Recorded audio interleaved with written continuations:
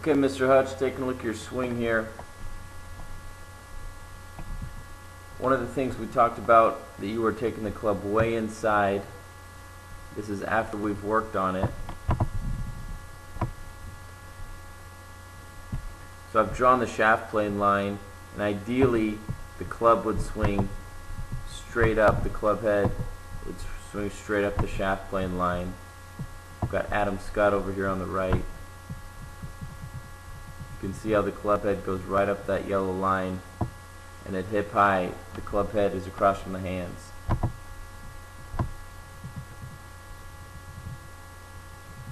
You can see your swing is to the inside of the yellow line. The club head is right here.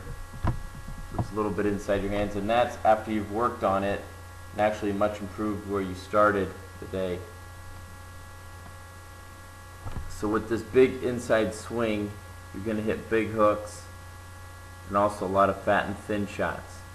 So you really need to work on swinging the club head so it's right across from your hands at hip high on the backswing. Everything looks good at the top of your swing. Now coming down, we talked about how you were very flat-footed and the body wasn't moving, so all that's left is the hands and the arms to swing through and flip the club because there's no body turning to support it. So you can see at impact, your hips haven't rotated open. There's been no rotation.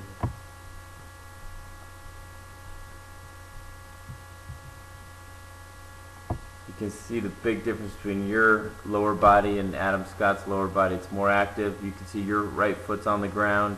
His right foot, the weight's coming off.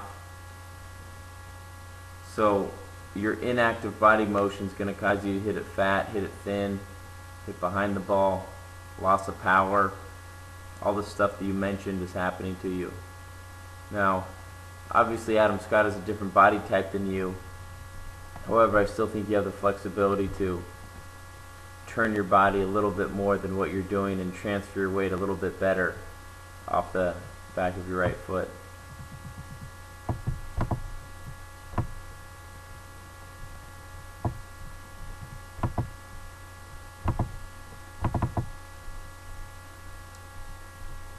Take a look from the face-on angle. So we've got your ball position much better. That's pretty good for a 7-iron. Before it was off the left foot. But you can see how your head's really far kind of hanging back.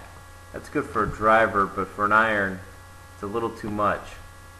And that's certainly going to prohibit you from turning your body through. So the other thing we worked on was getting a bigger shoulder turn, and this is certainly better than where you started the day. But I just want to encourage you to turn as much as you can. And then on the downswing, you got to get that body moving. See how you're flat-footed at impact? Still flat-footed, still flat-footed, still flat-footed. Still, your head's weighed down way too long. It needs to have rotated.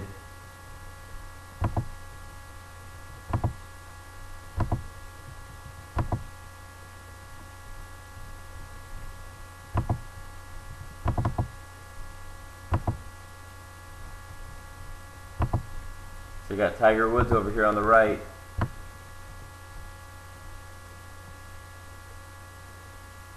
You can see how his right knee's kicking in, his right foot's up off the ground. That allows him to get more extension. Yours is just a kind of a slap through with the arms because your body's not moving.